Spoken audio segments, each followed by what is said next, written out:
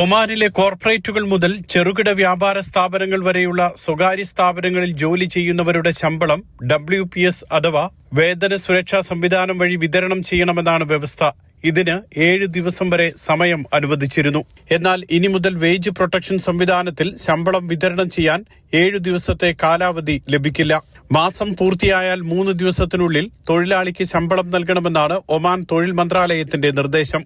അതേസമയം ചില പ്രത്യേക സാഹചര്യങ്ങളിൽ WPSലൂടെ തൊഴിലാളിയുടെ വേതനം കൈമാറ്റം ചെയ്യുന്നതിൽ നിന്ന് തൊഴിലുടമയ്ക്ക് ഇളവ് നൽകിയിട്ടുണ്ട്.